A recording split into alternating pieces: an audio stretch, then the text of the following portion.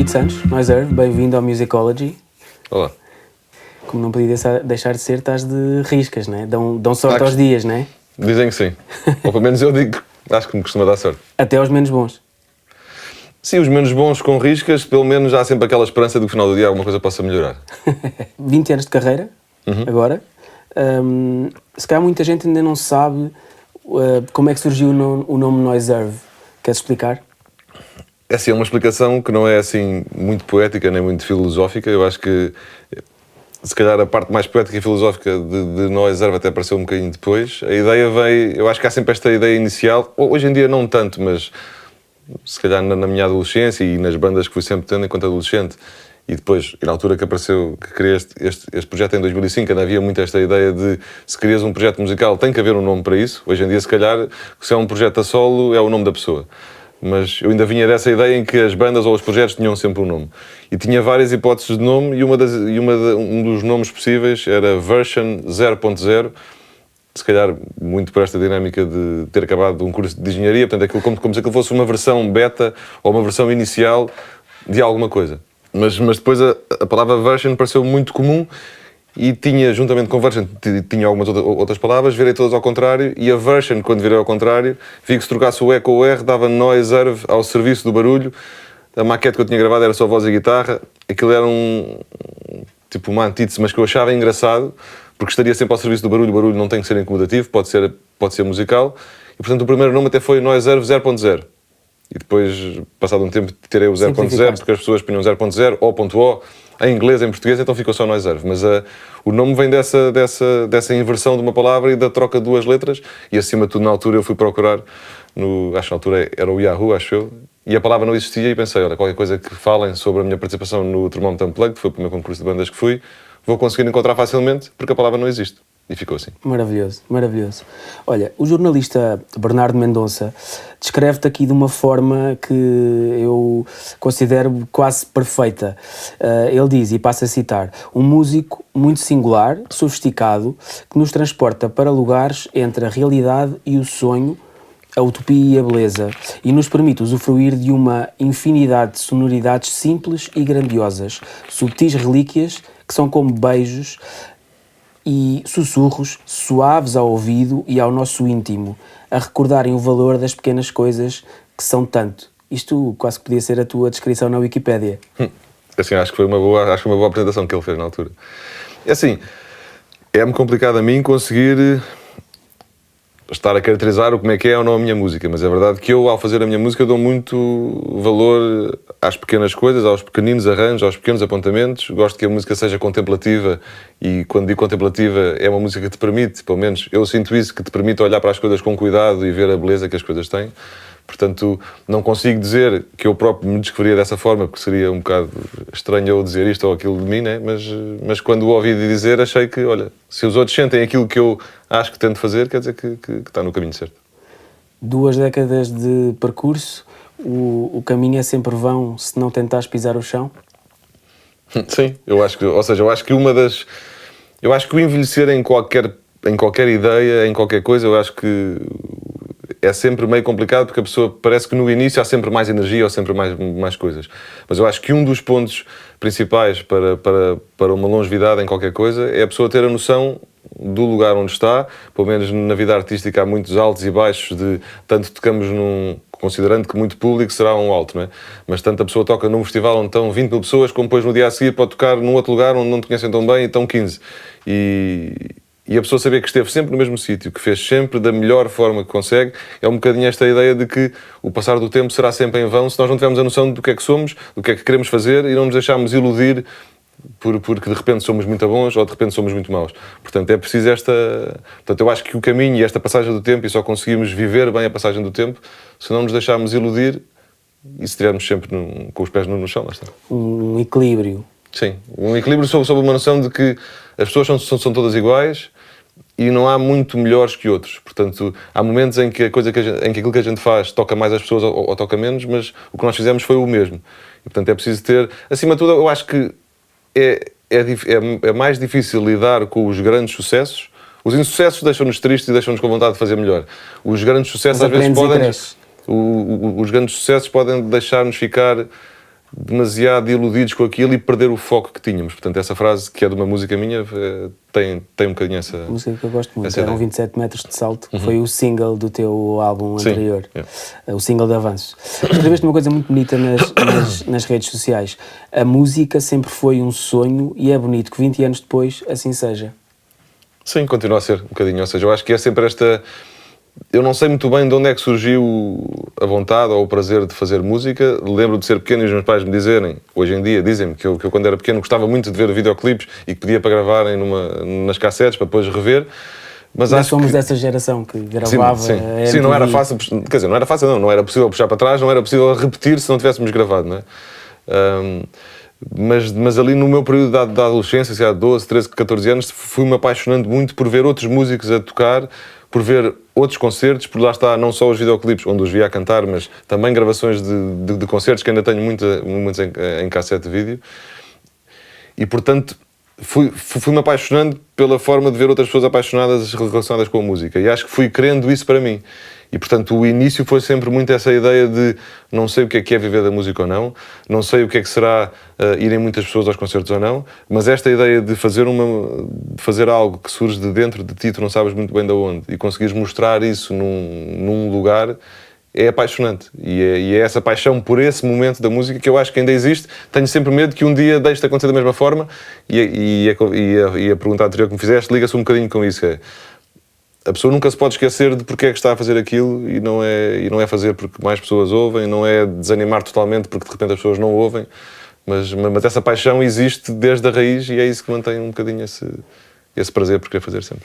E celebras esta data redonda com um disco novo, 7305 ou 7305 dias, desde o tal concerto que falavas há bocadinho no Termómetro. Sim, na verdade até são Nós já terá mais do que 20 anos, porque para concorrer a esse concurso gravei uma maquete de 3 músicas de voz e guitarra que terei gravado eventualmente até no ano anterior, mas tenho sempre como marco o início nesse concerto, porque se calhar se não tivesse sido selecionado, isto foi na altura em que eu acabei o curso, se eu não tivesse sido selecionado para esse concurso de bandas, se calhar não teria nunca feito mais nada. Eventualmente, não sei, quer dizer, eu tinha essa paixão grande pela música, portanto, eventualmente, se calhar poderia tentar outras situações, mas é verdade que foi o primeiro concurso que enviei e era na altura esta ideia de o facto de ser unplugged, não havia bem bandas, havia muitos projetos assim de pessoas sozinhas. O facto de ter sido, não é destacado, porque depois nem sequer passei a primeira eliminatória. Mas para mim, o facto de um júri ter ouvido e ter achado que havia alguma relevância, aquilo deu ali uma abertura de espaço, pelo menos na minha cabeça, nesta ideia de, olha, as pessoas ouviram isto que eu fiz, nem sei muito bem como, e as pessoas gostaram disto, não é? Neste disco tens colaborações, a meu ver, incríveis e que casam tão bem com a tua música e com a tua voz. Logo a começar a Grande Milhanas, a Surma, a Garota Não, e depois tens também um grupo um coro composto por 8 pessoas, logo a primeira música, amigos teus. Sim, na verdade, e também essas 3 convidadas também são amigos meus. A ideia deste disco foi... É verdade que nos discos anteriores nunca tive muito esta dinâmica de convidados. No disco de 2008 tive algumas músicas onde o Luís Nunes, que era o Walter Benjamin na altura, que é hoje em dia o Benjamin, tocou alguns instrumentos, e um outro amigo meu que também tocou um piano, mas depois nós ganhamos muito este lugar de ser o meu lugar de descoberta. Mas quando pensei no disco não é que seja bem o disco dos 20 anos, é mais o disco que eu fiz quando passaram 20 anos do que propriamente um disco. Às vezes, quando eu digo que é um disco de 20 anos, as pessoas perguntam, mas são músicas originais. Eu, sim, a ideia não é fazer um best-of ou um melhor daquilo que eu fiz, é só um disco que vai sair nesta altura. Coincide. E acho que 20 anos é tempo suficiente para poder fazer sentido ter o disco também nesta data, né? Porque podia ter sido para o ano ou sair no ano anterior. Mas gostava a dizer, a ideia dos convidados, pensei que, e fui sentindo que ao longo destes anos todos realmente fui-me cruzando, e Portugal é grande, mas é pequeno o suficiente para nós nos darmos com bastantes músicos, não é? E felizmente temos muita qualidade a vários níveis, não só a nível social, que as pessoas são boas pessoas, como também bons músicos, e fui juntando muito esse tipo de pessoas, ou seja, muitas pessoas com quem me fui cruzando, como me cruzo muitas vezes, que depois me cruzo mais do que apenas em concerto, porque nos tornamos amigos, e pensei, olha, se calhar neste disco faz sentido, se eu sentir que aqui podia fazer falta uma voz a fazer isto, uma voz a fazer aquilo, porque não desafiar as pessoas a perceber se elas têm interesse ou não? Não pensei à partida em que músicas é que isso poderia acontecer, quis deixar que quando estava a compor a música se sentisse, ficava muito bem a voz aqui a voz da Milhanas, ou aqui a da Surma, esta música tem muito este registro meio islandês. Na minha opinião, achava que isso podia reforçar a melodia de voz. Quem é que podia fazer isto? Isto era incrível se fosse a Surma a fazer. Claro. E portanto todos os convidados, mesmo esses do coro que disseste, foram surgindo desta forma, essa música. Porque depois há aqui uma particularidade do disco, que as músicas têm um título, mas antes do título da música há tipo um código sempre, não é um código, há 4 números e esses números, por muito que esteja camuflado ali com um ponto, isso são os anos em que em que Noise Earth lançou discos. E eu tentei mais ou menos que a parte estética, ou pelo menos o início de composição de cada uma daquelas músicas, estivesse mais ou menos relacionado com o que Noise Earth era naquela altura. E essa música que tem o coro de vozes é a música que começa com 20.05, que é o quê? É 2005, que é o ano do EP, que era só voz e guitarra. E eu pensei, esta música só pode ter voz e guitarra, mas não tem que ser só a minha voz. E portanto pensei, isto era giro. Ainda por cima, é a música que se liga, é a música que realmente, a nível de conceito, se ligará com os 20 anos. É a música que sai 20 anos depois da outra, em nível deste contexto de composição. Daí e essa pensei, escolha. Isto era giro um coro de vozes para dar força à música. Depois, que pessoas é que poderiam ser? Então aí fui buscar essas pessoas com as quais eu me fui cruzando, com as quais são todos muito meus amigos, perguntei se queriam entrar, disseram que sim. Pronto, e isso aconteceu um bocadinho com todos os convidados. Bia Maria, Afonso Cabral, a Kate Wed dos Best Youth. O André Tentugal do We Trust, a Selma Amus. A Selma é uma grande amiga tua. Sim, ela andou comigo no liceu. Depois o Rui e o Telmo dos First Pet After Coma de Leiria, com quem eu faço não só já muitas colaborações musicais, os próprios vídeos, não só deste disco, mas do disco anterior, são feitas com uma produtora, com a Casota, que também é deles. Portanto, na verdade, são pessoas muito próximas. O Afonso, do You Can't Win Charlie Brown, com quem estou tantas vezes, portanto, são assim pessoas muito próximas. É curioso falares da Casota Collective, que já tinha feito os vídeos do teu 2020, disco sim. anterior, que também seguiste a mesma estética de contar uma história. Sim, e também seguiste a rotina de lançar uma música por mês. Sim, eu acho que a ideia inicial, e quando os desafiei ao princípio, já em 2020, ou até foi em 2019, depois que saiu em 2020, era muito esta ideia de... hoje em dia parece que os discos... E na altura já estava a começar a sentir isso, e hoje em dia ainda se sente mais, os discos parece que são velhos a partir do momento em que saem. Verdade. Parece que o disco se torna um bocadinho refém do primeiro e do segundo single, e as outras músicas todas, por muito que lá estejam, e por muito que as pessoas tenham tempo para as ouvir se quiserem, parece que o autor da música está a destacar em demasia aquelas duas em relação a tudo o resto. E eu neste disco ainda mais, mas lá está, mas no 2020 também senti isso, mas neste ainda mais com esta ideia de que cada música representa um bocadinho um período de Noise Earth, não queria, por muito que eu sentisse que se calhar a música com a Surma, a música com a Milhanas, a música da Garota, eventualmente mais uma ou duas, poderiam ser mais... chamativas. Podiam chegar mais facilmente ao ouvido das pessoas. Não queria que as outras todas, que também representam períodos de Noise Earth, fossem postos mais de parte. E, portanto, achei que a ideia de uma música por mês dá quase como que aqui um tempo extra. Quando o disco sair, as pessoas vão poder ouvir o disco todo, e acredito que muitas pessoas, se calhar até só ouviram o disco nessa altura. Mas eu já tive aqui um período de um mês em que cada uma delas teve mais tempo. Vida própria. Teve um vídeo próprio, teve as comunicações próprias sobre aquela música, e, portanto, veio um bocadinho nesse contexto. E em 2020 já vinha com esta ideia de que gostava que as músicas estivessem todas mais, respirassem mais, e o desafio para eles fazer um vídeo, não um vídeo que fizesse para todas as músicas, mas uma história que as unisse para não serem... Porque se o disco depois aparece todo no mesmo objeto, acho que faz sentido que os vídeos também sejam todos no mesmo lugar. Pode não ser a mesma história, pode não ser o mesmo espaço temporal exato, mas gosto quando os vídeos se interligam de alguma forma. A ligação não é a mesma, ou seja, no de 2020 é um universo que tem diferentes histórias a acontecer ao mesmo tempo e que cada música é uma dessas histórias, embora depois no último vídeo se percebe que elas estão todas a acontecer ao mesmo tempo. Este agora é um bocadinho diferente, este agora é só uma história, só que está a ser vista de diferentes perspectivas, até por isto que é o Noise Earth em diferentes anos. Depois há muitas justificações metafóricas, mas a base é mais ou menos essa. E tu continuas a criar de uma forma super experimental, quase como se fosse um jogo mental dentro da tua cabeça, até que as músicas já estão cá fora. E tu dizes uma coisa super engraçada, que é, tu só percebes que as músicas estão realmente criadas se algures no processo choraste. Sim, costuma acontecer muitas vezes. Sim. Até sou, com os You Can't Win Charlie Brown, que é a minha outra banda, até sou meio lugar de gozo, entre aspas, meio de bullying, que é tipo, esta música é boa ou não, deixa ver, duvido não estar a chorar ainda não está no ponto certo. Nas minhas, realmente o período de composição é um período muito experimental, é um período muito, muito sozinho, muito, às vezes com as colunas, às vezes com os fones, mas numa sala que eu tenho, que não é muito grande, portanto é um sítio que eu estou ali muitas horas fechado naquele momento. E é verdade que quase todas elas têm uma altura em que em que a música começa a ficar feita, e eu não percebo muito bem porque é que está a chegar ou não, mas sinto que chega quando chegou. E eu sou de choro fácil, pelo menos quando me arrepio, e esse choro não vem de tristeza, de olha, não vou conseguir fazer mais uma música assim, não, vem de um lugar de comoção, tendo em conta a intensidade que aquilo me está a transmitir. Umas vezes porque a música é mais pesada, outras vezes porque como é que eu consegui fazer isto, outras vezes porque aquela música simboliza não sei o quê, mas há sempre diferentes motivos, mas que me dão essa intensidade ou esse arrepio que me faz chorar. E tu neste disco, parece-me, ao ter atenção às letras, fazes um olhar meio irónico, meio crítico sobre o estado do mundo, a amizade, a empatia, a busca de nós todos por um lugar no mundo. É muito essa a mensagem, não é? Sim, nunca é muito definida à partida qual é que vai ser o tema do disco, ou muitas vezes não há um tema central, muitas vezes o tema central costuma ser o estado de espírito que eu tenho naquele período em que estou a fazer as músicas.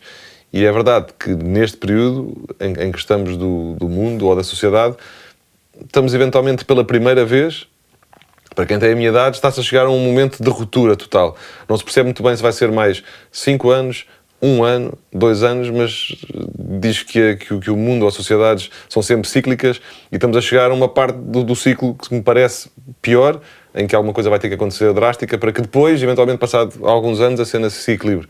E, portanto, é inevitável que isso esteja na minha cabeça. É inevitável que as redes sociais, as próprias pessoas entre elas estão todas muito... Há uma falsidade maior, muito responsabilizada por esta ideia de que, como todas as pessoas à nossa volta estão disponíveis, temos todos os exemplos do que é melhor e do que é pior e, portanto, queremos todos cumprir um lugar, mesmo que esse não seja o nosso. E, portanto, as músicas abordam muito essa... Por exemplo, uma música que se chama Resumidamente, e é uma brincadeira, é tipo um resumo do homem atual. Tem muito esta coisa do querer ser, do querer parecer, de quanto mais imediato se for, quanto menos espontâneo, ou pelo menos pode ser espontâneo, mas um espontâneo não tem que ser verdade ou não, porque hoje em dia eu acho que nós crescemos em que nos ensinam que a mentira não existe. Por isso é que, enquanto criança, é sempre muito, muito fácil tu acreditares em tudo.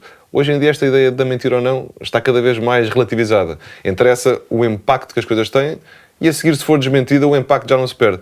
E, portanto, é verdade que, em termos do tema das músicas, há até aqui uma cota parte mais política que eu nunca tinha, mas porque, se calhar, o meu interior não estava tão afetado por este lugar tão mau em que estamos a entrar, que há 4 anos não estava assim e tem vindo a piorar cada vez mais. Muito, muito mesmo. E tu parece-me, de entrevistas que ouço e também da tua forma de estar, parece-me que és uma pessoa, em relação à tua arte, muito perfeccionista e muito autocrítico também. Sim, isso máximo, sim. Ou seja, muitas pessoas às vezes não é acusam, é sempre um dilema esta questão de que se a perfeição é errada ou não, ou se o perfeccionismo... Não é a perfeição em si. Se o perfeccionismo é uma coisa errada ou não. Eu acho que o perfeccionismo é uma busca por chegar a um sítio que a pessoa considera de perfeição porque está a fazer uma coisa que, ainda por cima, na música é uma coisa que tu não vais voltar a mexer. E eu acho que... Eu tenho muito isso e acho que realmente só há um sítio em que a música está boa para mim. Muitas vezes há umas que demoram mais, outras que demoram menos. E é verdade que nesse processo, sentindo eu que ainda não cheguei a esse sítio, a autocrítica é fortíssima, porque se não fosse, eu achava que já tinha chegado. É verdade que, no final, eu nunca me arrependo dessa autocrítica ou desse perfeccionismo extremo, mas no processo há vários períodos ou várias fases que não são tão boas. Há várias fases em que a pessoa acha que não vai conseguir fazer. O síndrome do impostor, não é? Não, o síndrome do impostor tenho, mas pronto, agora também está na moda as pessoas dizerem que tem, mas eu acho que qualquer pessoa que faça um projeto artístico ou uma coisa que quer mostrar ao outro, se a pessoa não estiver nas tintas para o que o outro acha, porque é inevitável não estar, eu acho que até, ou seja, eu acho que até prova em contrário, e pronto, isso é a minha, e eu tenho que tentar resolver isso na minha vida, até prova em contrário, a pessoa nunca é suficiente. Felizmente, a música tem-me dado muitos momentos em que eu sinto, olha, foi suficiente que fiz. Mas quando começa um projeto novo, quando me convidam, felizmente tenho feito muitas bandas sonoras, participado em muitas peças de teatro, em muitas coisas, e a cada convite é sempre um misto de sentimentos, que é, ia que fixe que me convidaram, e se calhar é desta que vão perceber que eu não tenho capacidade. Depois, com a tal dedicação, com a autocrítica, com o perfeccionismo, acho que quase sempre tenho chegado a um lugar bom para mim e bom para quem me convidou. Mas é um processo de automutilação emocional. Tu, há uns anos, eu já não me recordo em que altura, mas talvez há uns 10 anos, não sei se foi quando completaste os 13 anos de carreira, deste acesso ao teu estúdio. E pá, é incrível a parafernália que tu tens ali. Na altura tu disseste que tinhas mais de 150 instrumentos, entre instrumentos orgânicos, coisas que compravas online, na Feira da Ladra, em lojas de brinquedos. É incrível isto, não é? Quase eu acho que é uma questão de parque de diversões para ti, aquele estúdio. Sim, e acima de tudo um lugar de coleção, se calhar. Ou seja, um lugar onde eu fui... Eu acho que também já tive várias fases nessa busca de sons e lá está, isso depois tem tudo a ver com o meu processo todo. Eu acho que se calhar imagina, acho que isso nunca vai acontecer, mas imagina que eu agora começava um projeto a solo diferente. Não sei porque teria necessidade de fazer isso, porque é uma liberdade total mudar o que me apetecer, e o projeto musical, o meu, sozinho, acho que será sempre Noise Erva. Mas imagina que de um momento para o outro eu trocava e começava uma coisa nova. Já nunca teria este percurso todo, porque Noise Erva não foi só um percurso musical de muitos discos destes 20 anos, mas eu próprio, enquanto músico, eu descobri muito nesse caminho todo. E essa descoberta viveu também muito desta busca do que é que são os sons que me apaixonam ou não apaixonam, quais é que são os instrumentos que eu posso usar para fazer os arranjos da música ou não. E nesse período existe muito esta questão dessa procura que eu estava a dizer. E essa procura acabou por resultar em compra de muitos instrumentos, em visita de muitos lugares, tudo. Tive várias fases. Tive uma altura em que adorava tudo o que era muito antigo e, portanto, a Feira da Ladra, sítios de instrumentos em segunda mão, eu andava sempre ali a ver e pedia para experimentar, e se gostava do som, comprava. Depois passou para a questão de ir ao eBay e de compras online, em que só o aspecto do próprio instrumento, se fosse japonês, dos anos 80, e fosse giro, não, isto tem um som bom de certeza. Portanto, depois passou por essa fase, depois agora, mais recentemente, na questão dos instrumentos virtuais, uma procura por sons diferentes, sons que é que fazem, a ver YouTube, tutoriais de pessoas a explicar, comprei um pack de 20 instrumentos virtuais que fazem isto, ouvir aquilo tudo, perceber, portanto, há todo este crescimento meu, não só enquanto pessoa, mas também enquanto compositor e enquanto pessoa que vai descobrindo tudo que são estes instrumentos. E essas coisas todas que eu fui adquirindo foram todas ficando nas prateleiras do lugar onde eu ensaio e onde eu gravo as coisas. Portanto, hoje em dia, quando olho, penso, como é que isto está tudo aqui? Mas não foi tudo de um dia para o outro, foi tudo... Por acaso, qualquer dia, até podia dividir aquilo que nunca fiz, podia dividir por anos, porque isso é uma cena gira. Estes são os instrumentos, que já não me lembro lembrar de todos, mas os instrumentos de 2005, os de 2006, 2007, porque tem tudo a ver com fases e são a mesma fase. A questão que disseste dos instrumentos de brincar é muito... Eu lancei o disco em 2005, aquele EP pequenino, depois um disco maior em 2008, depois 2010 e 2013 são os 2 discos que têm mais instrumentos de criança. Eu ia a muitas lojas de brinquedos, da Chico, do que quer que fosse, coisas também em segunda mão, e nessa altura comprei muitos instrumentos desses. Portanto, esse disco tem muitos momentos desses, muitos brequinhos de corda, muitas caixinhas, tem muitas coisas, e se eu tivesse as coisas catalogadas, seria de 2010 a 2013, tudo seria muito colorido. Depois... Portanto, ou seja, é assim... É um mundo de coleção ali. Isto leva-me aqui a uma declaração tua, numa entrevista ao Rimas e Batidas, em que tu dizias: se quiser fazer um disco igual àquilo que depois vou conseguir fazer ao vivo, isso vai-me limitar a parte criativa. Depois como é que recrias estas acho que nos teus concertos? Os meus discos têm... Acreditando que um disco, depois tem sempre a parte de tocar ao vivo, tem 2 momentos de composição. Em 2008, como eu estava a dizer, quando eu me estava a descobrir a tocar, e foi quando eu descobri a Loop Station e quando percebi esta forma de tocar mais do que um instrumento, é verdade que o primeiro disco é todo muito...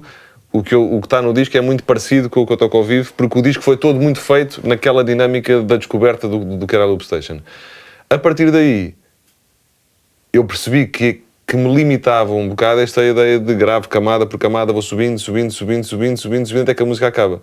E, portanto, fui percebendo que tenho que ter aqui 2 momentos de composição. Felizmente, eu tenho uma composição que é muito repetitiva e, portanto, quando eu gosto de uma coisa, gosto de ouvir muitas vezes e, portanto, parece estar sempre salvaguardada ali uma hipótese de que vai dar para tocar isto ao vivo a fazer os loops, não é? mas não vou deixar que isso seja tipo um teto para a parte criativa. Portanto, há dois momentos de composição. Há um do disco, em que é somar de forma, não diria aleatória, mas de forma compulsiva, muitas camadas sonoras, e depois, até esta questão de uma música por mês até me ajuda, porque eu depois vou ouvindo a música tantas vezes que eu próprio vou percebendo as coisas que me ficam também da música. E portanto há esse período a seguir que é: o que é que vou tocar ao vivo? Pá, é essencial que esta música tenha a guitarra e estes 4 instrumentos. Como é que eu agora vou fazer isto? Às vezes as músicas ficam um bocadinho mais longas do que são, porque eu tenho que ter o tal tempo para conseguir gravar, mas portanto há esses 2 períodos de composição: o disco e depois uma recomposição para tocar ao vivo. Sim, porque para as pessoas que eventualmente possam não saber como é que são os teus concertos, tu és aquilo que se diz muito, és um one-man show, né? Estás sozinho com a loop station. E vou gravando camada por camada os vários instrumentos, e depois então as músicas vão crescendo. Mais uma vez, no início era tudo a subir, a música acabava. Depois, nos discos a seguir, fui percebendo outras dinâmicas quase matemáticas de usar a loop station, que é: podes gravar um bocado, depois sai tudo, ficam só 3 camadas no meio, onde tu somas outras, que depois somam todas, e depois é tudo muito, são quase tabelas. E é engraçado, eu provavelmente és um dos artistas portugueses que eu mais vezes vi ao vivo, e mesmo, estávamos a falar há bocadinho da tour do álbum anterior, mesmo dentro da tour de um mesmo disco, em que o alinhamento será mais ou menos parecido, e o próprio espetáculo será parecido, Sim, sim. Um concerto teu nunca é igual ao outro, e é sempre uma surpresa quando estamos a ver. É assim, eu gosto, claro que depois eu acho que em todos os discos há algumas músicas que vão ficando de fora desta parte de tocar ao vivo, muitas delas porque não as consigo replicar de maneira nenhuma, outras consigo só fazer com um instrumento, mas há outras que não me fazem muito sentido. Portanto, há ali um conjunto, se calhar, neste momento, agora com o disco novo isso irá aumentar, mas há ali um conjunto, se calhar, de 20 músicas que eu posso tocar sempre. E, portanto, eu também gosto de ir variando. Se calhar, se toco numa sexta, num sábado e num domingo, esse alinhamento poderá ser mais ou menos parecido, e às vezes o que acontece é no próprio concerto, eu troco no concerto, porque naquele sítio aquela música acho que não vai funcionar tão bem, mas a linha é mais ou menos a mesma. Mas quando o tempo é maior, eu gosto de ir mudando, gosto de ir testando músicas diferentes para começar. Por acaso costumo acabar quase sempre com a mesma, ou quase sempre com as mesmas. Mas portanto, há toda muito esta dinâmica. Depois o concerto é um concerto vivo, não é? Portanto, as pessoas estão ali a ver, eu estou a tocar, há temas da atualidade, há temas do momento, há enganos do momento, há não enganos do momento. De repente, às vezes eu estou a tocar e aquilo saiu tão direitinho que eu até fico... E até gosto de comentar isso, para vocês perceberem, isto foi tudo certinho. Portanto, há toda uma... Eu ia-te falar nisso, que é, o teu sentido de humor é assim meio, às vezes quase meio desastrado, mas funciona muito bem, tu não te levas muito a sério.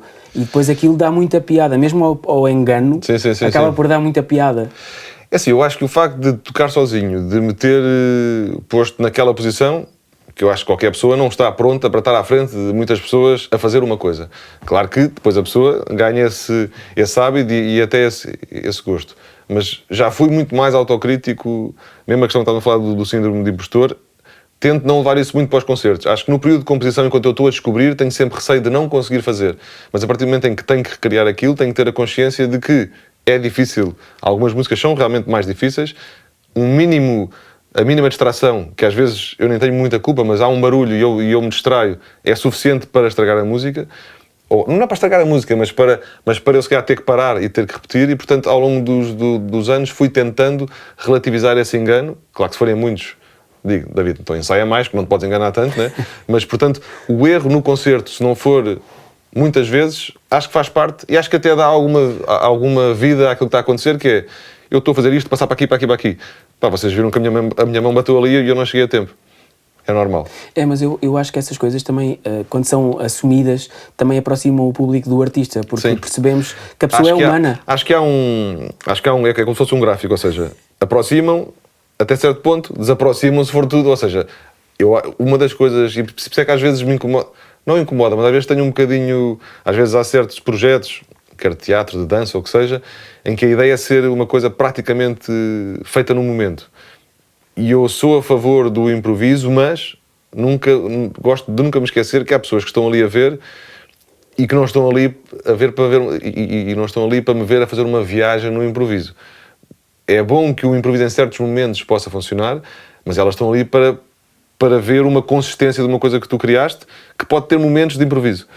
E portanto, por isso é que eu estava a dizer que a pessoa tem que ensaiar bastante, a pessoa tem que conseguir fazer o melhor que consegue. Dentro desse melhor pode haver falhas. E essas falhas, quando estão dentro do melhor que a pessoa consegue, ligam às pessoas. Se essas falhas forem por desleixo, acho que a determinado momento te afastam de quem está a ver, porque a pessoa sente que não estás dedicado a fazer aquilo. Portanto, há este ponto, há este lugar de comunhão entre quem toca e quem vê, em que quem vê está à espera de assistir ao melhor da outra pessoa. E quem está a dar o melhor, se estiver a dar o melhor e ter uma pequena falha, não é um problema. Eu aconselho mesmo as pessoas a irem a um concerto teu, a ouvirem os teus discos e depois a irem aos teus concertos, porque é mesmo uma experiência, é intimista, é melancólico, é intenso, ao mesmo tempo também é divertido, destes momentos, muito por causa destes momentos que estamos a falar, e entretanto vais também fechar ou abrir um novo ciclo destes 20 anos com 2 concertos, 26 de novembro no CCB em Lisboa e 6 de dezembro na Casa da Música no Porto. Sim, também já tenho mais algumas, também tenho a 23 de outubro. Tens toda uma digressão. Em Sesimbra, depois tenho Aveiro também, Braga, Amarante, tenho assim já uns quantos. Naquilo que eu espero que seja ao princípio de muitos concertos. De uma tour longa. Sim. Se for tão longa como a do disco anterior, já vai ser... Felizmente tenho conseguido sempre... Claro que às vezes há uns períodos, se calhar de 1-2 meses, em que a pessoa não toca tanto, mas tenho conseguido, porque eu acho que há muito esta ideia de... Pelo menos eu tento fugir a esta ideia de que o disco é para ser apresentado em Lisboa e no Porto. Se houver público em todo lado e mesmo público que não te conheça tão bem, há que a pessoa se esforçar para tentar chegar um bocadinho a todo lado. Não é como se Portugal fosse e tenho feito várias coisas também no estrangeiro, mas pronto, aí não tenho uma ansiedade tão grande, porque vai surgindo o que acontece, e do que acontece é bom, mas pronto, não tenho ferramentas suficientes para conseguir ter o mesmo objetivo. Agora, se a pessoa imaginar o mapa de Portugal e se cada concerto tiver ali um raio de 30 km, imagina que estava a tocar ao ar livre, se eu conseguisse que a minha música chegasse a todo o país, portanto, ir a todos os sítios num raio de 30 km, acho que seria o momento em que aquelas minhas músicas chegaram a Portugal. E, portanto, gosto sempre que esses concertos que se fazem a apresentar um disco sejam bastantes, é o que todos os músicos querem, mas nunca tenho aquela ideia de, quando o disco sai, às vezes as pessoas pensam logo no disco a seguir. Eu não, quando o disco sai a seguir penso, não, agora tenho que tentar lutar para tentar mostrar que vais dar ao disco. David, estamos mesmo a chegar ao fim, vamos chegar àquela parte das perguntas de resposta rápida, que nós chamamos Speed of Sound. Isso é a música dos Coldplay, não é? É a música dos Coldplay, precisamente. Speed of Sound. Respostas em alta velocidade. Homem-orquestra ou banda de um homem só? Homem-orquestra. Banda de um homem só é mais solitária. O primeiro CD que compraste? O que comprei, não sei. O primeiro que me deram foi o terno dos Pearl Jam. Deram-me 2. Foi o terno dos Pearl Jam e o acústico de MTV dos Nirvana. Oh, uau. Isso para aí aos 13. 2 discões. E depois, eu acho que o primeiro que eu comprei mesmo, eu depois tenho para aí uns 35 ou quase 40 discos de Pearl Jam, das raridades, dos lados B, não sei o quê. Portanto, o primeiro que eu devo ter comprado deve ter sido na Portugal, na Almirante Reis, e deve ter sido deles. Nirvana ou Pearl Jam? Pearl Jam, porque eu sempre fui apaixonado pelo Eddie Vedder, portanto. Sigur Rós ou Radiohead? Radiohead. Um artista com quem gostavas muito de tocar? Eu falo sempre muito dos Radiohead e tenho uma paixão platónica pelo Tom York. Não sei se trabalhar acho que ia ficar com o Síndrome de Impostor ao máximo, mas eu gostava acima de tudo de estar sentado num cantinho enquanto eles estão a fazer alguma coisa. Eu gosto de perceber os lados criativos de composição das pessoas. Quase o Fly on the Wall. Mas olha, mas Portugal nunca fez nada com ele. E gosto bastante dele, gosto bastante do Manuel Cruz, portanto acho que um dia... Boa escolha. Milhanas ou Surma? Eu não posso escolher. Milhanas e Surma. A tua canção preferida para tocar ao vivo? Das minhas? Pois. Isso é uma cena engraçada, porque nunca é a mesma, vai variando. Eu vou tendo lugares de música preferida e lugares de música não preferida, e isso vai trocando. Eu até costumo falar muito, o rapaz que me faz o som, que é o Miguel, e quem me faz as luzes é o Berto, e muitas vezes, eu digo, olha, estou no soundcheck e digo, olha, não vou tocar esta, não estou a sentir muito esta música. E se calhar depois fiquei 3 ou 4 concertos em que não toco aquela. Depois, quando regresso, foi bem da fixe. Mas se calhar a que mais vezes me deu o gosto de tocar é uma que se chama Don't Say Hi If You Don't Have Time For A Nice Goodbye. Muito porque também essa música. Foi durante muito tempo, agora com este disco novo acho que isso vai mudar, mas foi durante muito tempo a última música, e é como se fosse um momento de concretização do que foi o concerto, e portanto tem esse momento de, muitas vezes, eu tinha várias formas de a tocar, uma delas é a música ficar a tocar e eu saio do palco, e isso permitia-me ficar de fora a ver. E foi fixe o concerto. E, portanto, ela tem esse peso, eu até fiquei arrepiado agora. Tem esse peso simbólico também. Essa, talvez. concerto da tua vida, teu ou de outro artista? Assim, dos melhores concertos que eu vi foi o concerto do Sigur Rós no concerto no Coliseu de Lisboa, para aí 2002, 2003. Eles depois já vieram muitas vezes, foi a primeira vez que vieram ao Coliseu e era cadeiras sentadas e foi dos momentos mais intensos a nível de concertos, que já vi muitos, mas escolher um, acho que é esse. Eles são uma banda incrível para se ver ao vivo. Song You Should Know. Uma música que devias mesmo conhecer. Então, olha, há bocado perguntaste-me, Sigur Rós ou Radiohead, disse que o melhor concerto foi do Sigur Rós. A música, vou dizer uma música do Radiohead. Eu acho que sou muito pouco imparcial, ou seja, sou totalmente parcial, gosto praticamente sempre de tudo, mas uma das músicas que mais ouvi, se calhar porque é das mais antigas também, é uma que se chama Let Down, e que tem no final um jogo de vozes todas do Tom York, que são para aí umas 5 ou 6 ao mesmo tempo, e que é dos momentos mais bonitos que eu acho que existem em termos de música. Portanto, Radiohead, Let Down. David, muito obrigado, parabéns pelo teu disco. Obrigado. E até já. Até já, obrigado.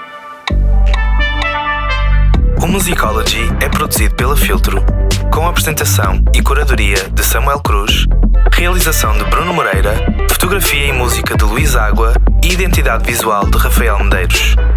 Este podcast conta com o apoio dos estúdios Make It Loud e da Levis. Se gostaste deste episódio, segue-nos na tua plataforma favorita para não perderes as próximas conversas.